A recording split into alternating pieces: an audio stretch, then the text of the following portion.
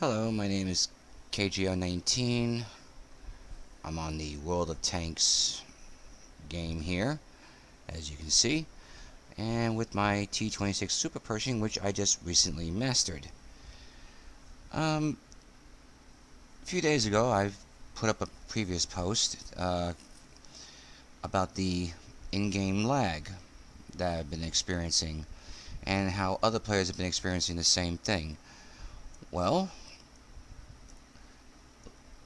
after buying a product called Nero, Tune It Up, it actually helps solve some of the problems that I've been experiencing: connectivity, registry issues, any other computer issues that was experienced that would cause a lag. Apparently, Windows 10 has all these extras that is put in that and it's all processes that are running. Most of them are not even needed or required. Like the pencil thing.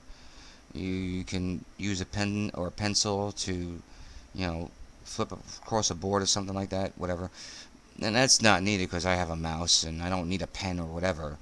And my screen isn't made for that. So, it was things like that this program the program called Nero actually deactivated and enhanced the system, fixed all the issues, registry, whatever. Even defragged the registry itself, put everything back in its proper order, and well, now it's playing a lot better than it was before. Um, of course, in order to get the full functionality of this product, you'd have to pay for a subscription. It's 1 year for like $24. But really, if anybody has an issue with consistent lagging, and you recently updated to Windows 10, I think that might be the issue. It could be just one of those issues. That there's a lot of processes that Windows 10 uses that a whole lot of people don't use or don't need. And I think that getting something like Tune It Up, which also boosts connectivity on the internet, it actually helps improve your performance. Net-wise, internet-wise, internet connectivity, all that good stuff. Won't help you with the gameplay, but still, it's it's a start. It can actually it. I've seen a drastic improvement in my gameplay ever since I've upgraded or fixed the system that I have uh, currently running. So, for all pretense and purposes, I've been going through the missions. I'll pull it up right here. So far, well, I'm almost done with the USA mission for the T-4400. Even though I already bought it. The reason why I bought it is because, well, there's an offbeat chance that I probably won't be able to complete all the missions, particularly one, which is this Czechoslovakia missions. Reason being is because I don't have that many good Czechoslovakian tanks. Most of them that I have is, unfortunately, that's it, right there. That's all I got. I've only got enough to Type 58, really, and I'm trying to work on getting the 5916, trying to get that one. But some of the problems I've had with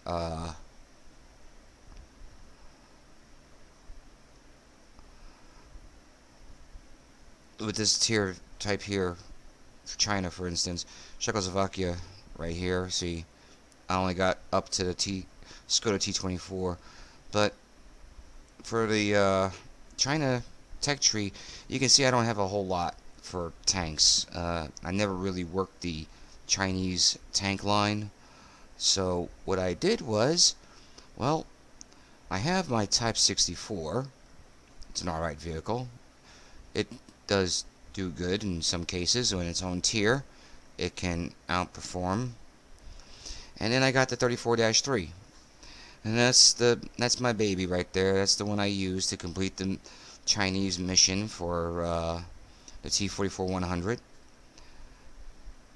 And actually, it got me some good, well, it got me some good stats here.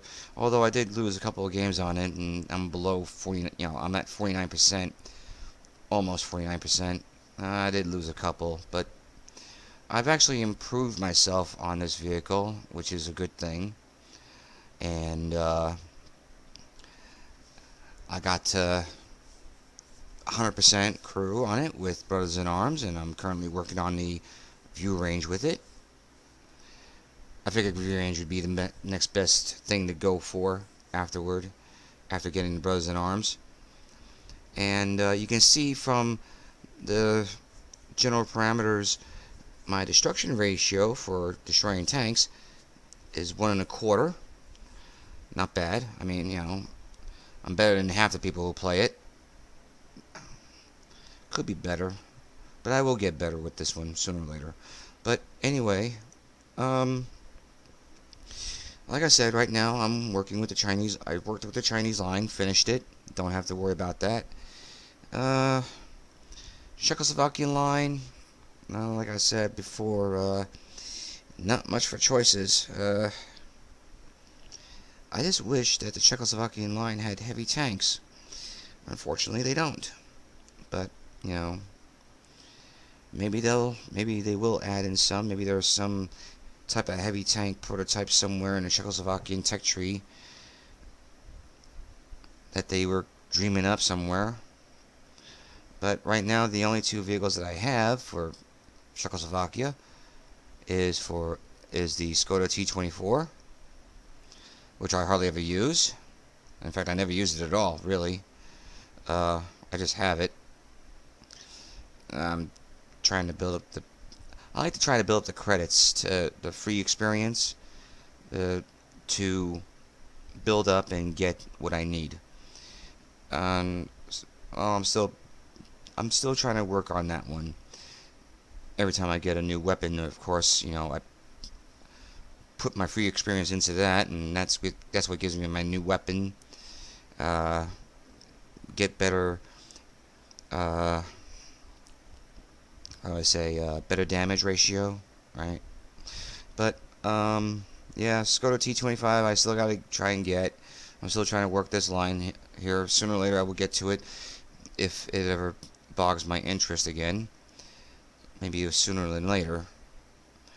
But right now, the only one I have that I really do work on is the Skoda T40 premium tank.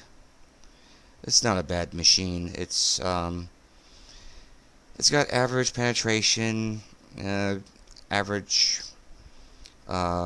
damage for its tier. Armor's like crap. It's thin as parchment. Still working on that one. Other tech lines that I'm working on, of course, well, I don't have to worry about Japanese because I have all my Japanese heavies. And, of course, I got two premium vehicles. Chinukai, which I haven't used in a coon's age. And, of course, I got my HT number 6. I want to try and get this, though. I heard it's alright. And of course, it's a medium tank. It has, of course, really bad armor, but it has a good gun. In some cases, it can actually do some real damage, as I've seen so many times. French, well, what can I say about the French? Performance-wise, I have a 1357 and I have the M4A1. Both of them are good tanks. I've used the BDR G1B once. It's alright. I even got the latest gun on it. Big improvement over the 75mm. Trust me. Try and get it as fast as you can. G1R. Never used it. Well, maybe once. Maybe I once used it. I've used the ELC. Nice vehicle. Low profile. Uh, Low silhouette. Gets you in and out. Of course, its small size can be a failing as well as a success. Because any tank that's like bigger than a Volkswagen can run over you and you die. Even more so with that. And, the thing about the ELC I don't like, the turret. You cannot move the turret. Now, according to the history, the ELC's turret can turn only if it's stationary. Now, you'd think that somebody in the World of Tanks community would say, well, let's make this thing a turret. It's supposed to be a turret, right? Right. So, what is the problem with trying to get the ELC to turn the turret? Especially when it's staying still. Because, think about it. Think about this. It's a scout vehicle. It's going to be stationary. I mean, one press of a button sends the turret back into its normal position, and then therefore, they take off. And of course, there might be some mechanics with that, trying to get the turret to go back into normal position. All that. Okay, got it. But, think about it for a minute. It's supposed to have a turret. Put a turret on there. If it doesn't have a turret, whatever. Hey, that's what TDs are for. This thing is like a light tank destroyer. Light tank / tank destroyer. Let's put it that way.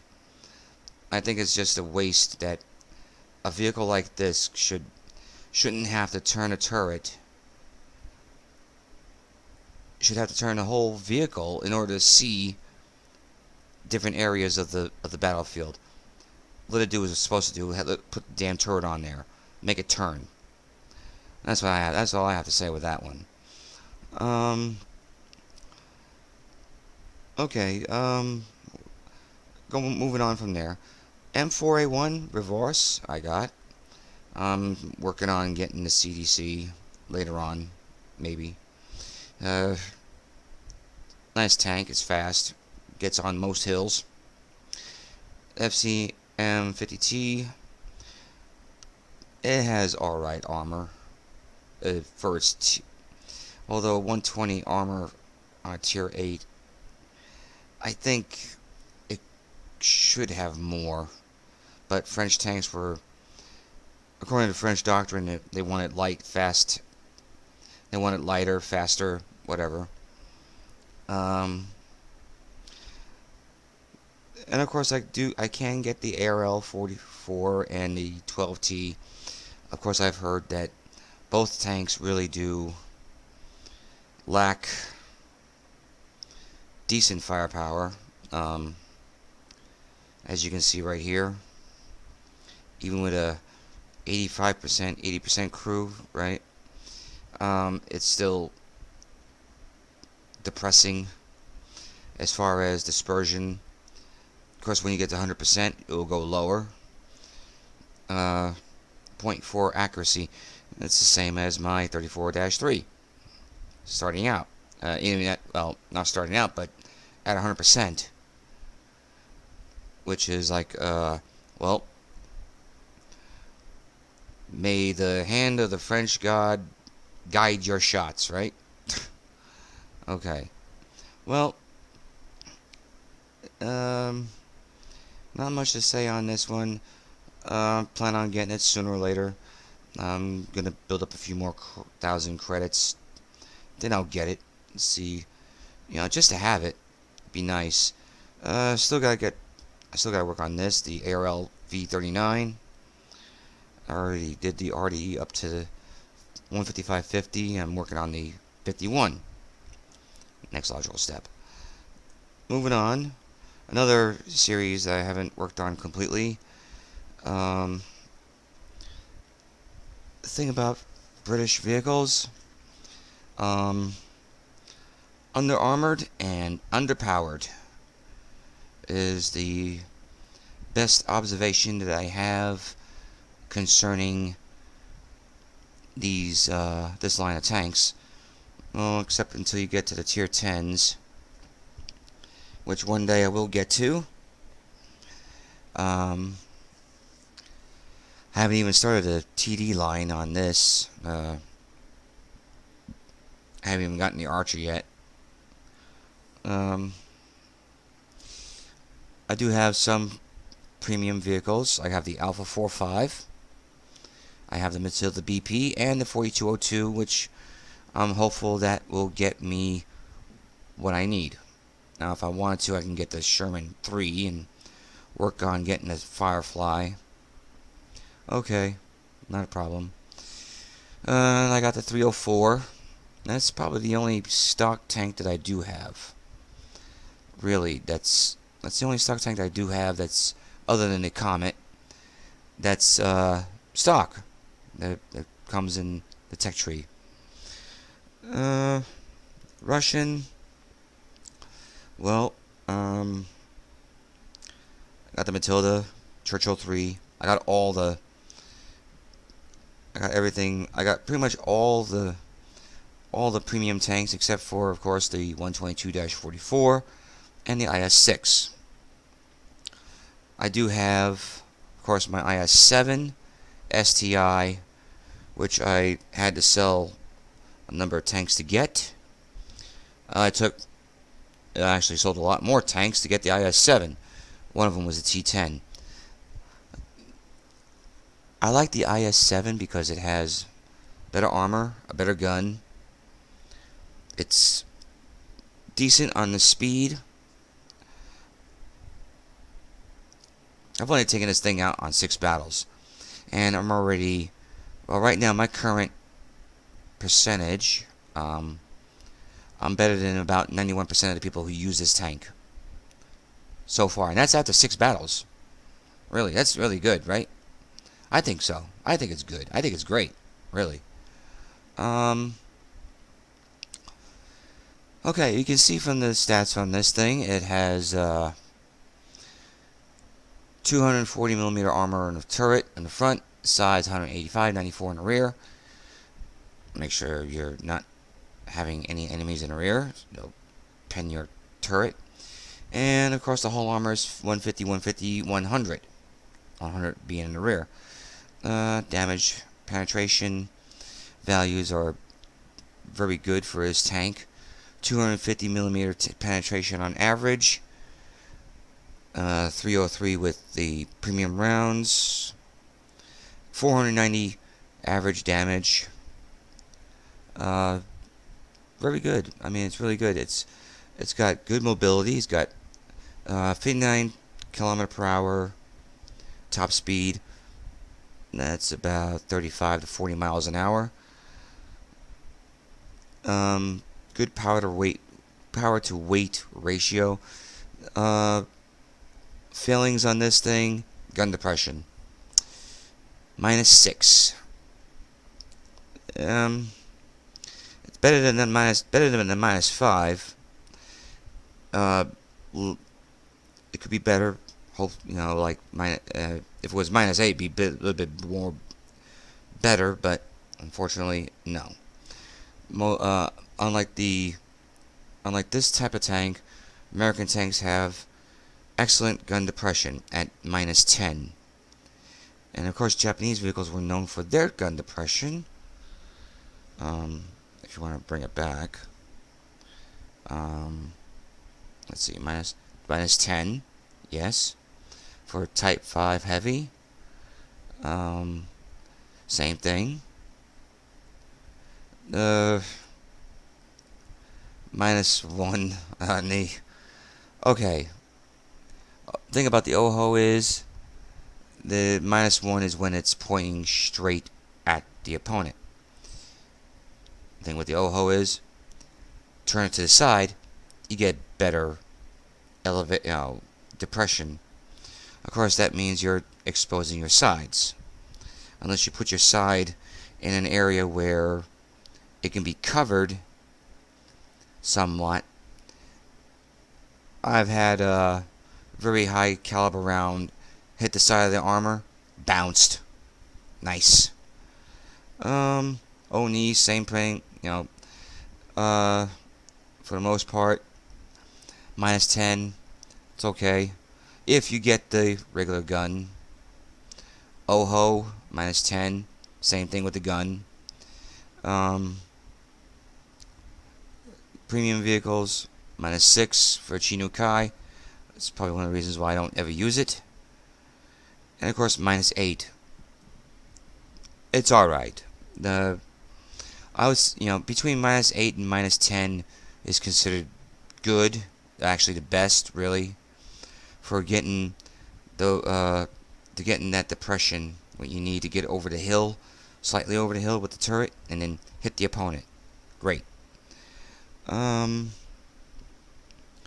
Of course, with this here, on Sun Gun depressions, T-54 -5, -8, really poor depression. I think it's just I just think that they never really thought about this, about having to hit over hills. Of course, the doctrine of the military of the Soviet Union was to sweep across the countryside to overwhelm the NATO forces in numbers. So, getting into fighting positions and using terrain to shoot over hills was not their thing. It was not their doctrine. And I should know this because I used to be in the military and I had to learn about Eastern Bloc tactics. It was required at the time, not so much anymore. Of course, some tactics don't ever die.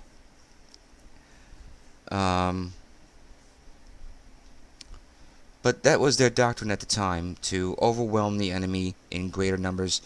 They didn't really care too much on the armor protection up until a certain point, where they said, well, I guess we do need armor protection for our people. But basically, it was just like that at the time for them. U.S., on the other hand, had a very reverse doctrine in contrast to the USSR. Hull down, fighting position, sectors of fire, or focus fire, if you want to put it like that in more common terms in gaming, to accurately place your rounds or bullets or whatever on your target. Center mass, right? None of the weak spot stuff that they say, artillery is supposed to do their job, tank is supposed to do their job. Scouts, all that, they do, everybody else does their own separate jobs.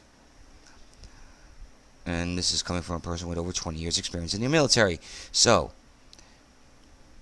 anybody that thinks they know more than me, feel free. Anyway, Germany, as you can see, I made some progress. I've basically, I'm trying to get some of these tanks back, but I got back my Tiger II. I got rid of it because I wasn't really. I got sick and tired of it at one point and decided to get rid of it and get something else. And now I got it back because I want to get to the E75. Now that I got to most vehicles in the US tech tree, of course. As you can see here in this one, that I got a few tanks, US. Ones I really liked is the M4 Sherman. Nice. And of course I got the T-34 and the T-26E4. And I got the Hellcat, the Chaffee, M5355, and the T-57, which I was glad when I sold the T-54E1. I just thought that the gun was very inadequate. 105mm gun, and it has a hard time trying to pen even the thinnest of armored tanks. Unless you were using uh, premium rounds, that's the only way you'd be able to penetrate any of these vehicles. I kept the Hellcat and the Chaffee for reasons. I excelled in them.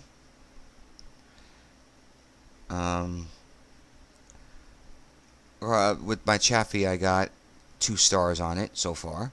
I'm trying to work on getting the third. It's going to take some doing on getting that, but, you know, I'm getting close with my Chaffee. And as you can see right here, I'm at 81%. I'm trying to get back up there. I'm trying to get back up there with it. And sooner or later I will get the 95% and get my 3rd star. Once I get my 3rd mark, done. And as you can see from my awards that I got, I've done some excellent work with this tank. And also I've done great work with my other light tank that I like so much, my 1357. Probably the only 2 tanks that I really do use that I like a lot. And I'm working on this one. As you can see, I got some medals on it. I got some good awards, even some epic medals. Yeah. Walter Radley's first one for this tank. Take a guess on what the other one is. And of course I got 2 Pastucci's medals. And I got both of those in the same game. Killed, no, actually it was 2 different games. I think one of the others already survived. But,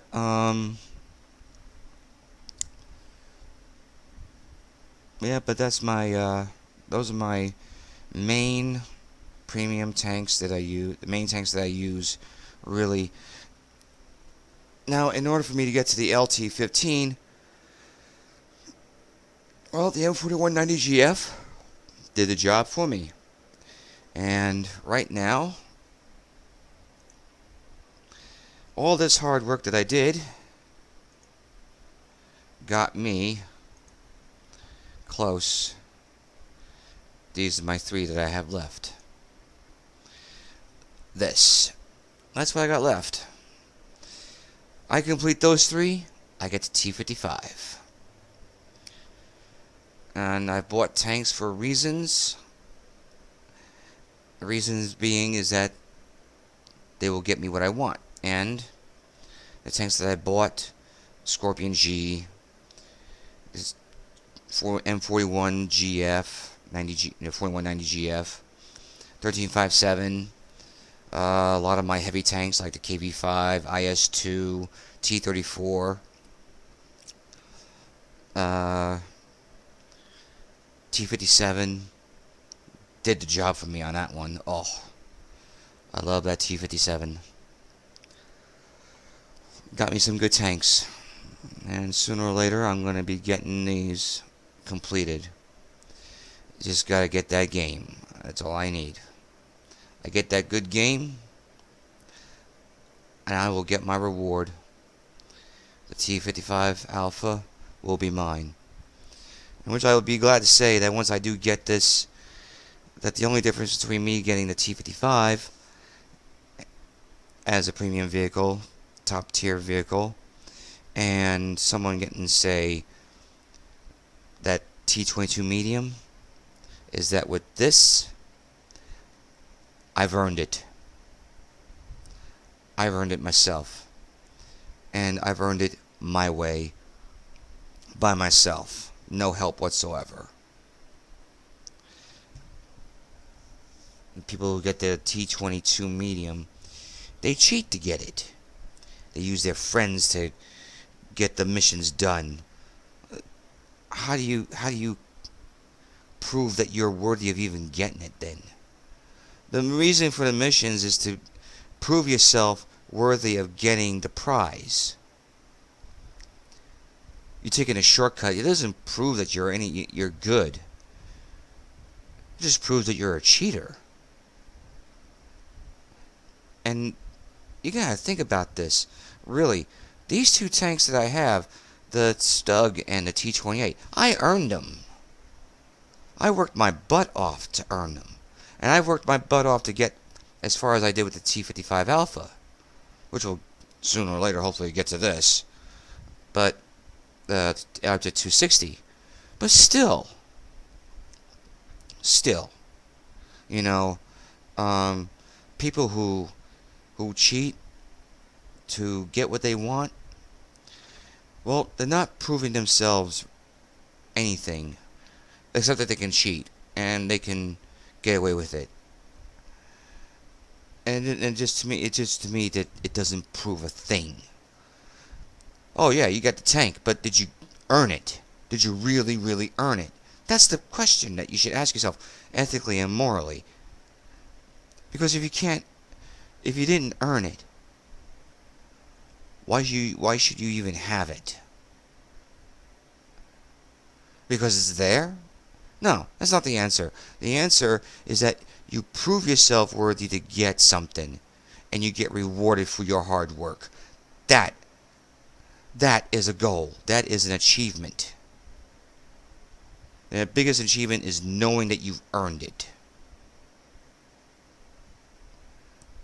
Of course, that's my opinion and not the opinion of any other person who might say otherwise. But when you think about it, and you actually do think about it, you know what I'm saying is true. Because you're only fooling yourself by not proving yourself. And that's all I have for now, folks. Catch you later. Bye-bye.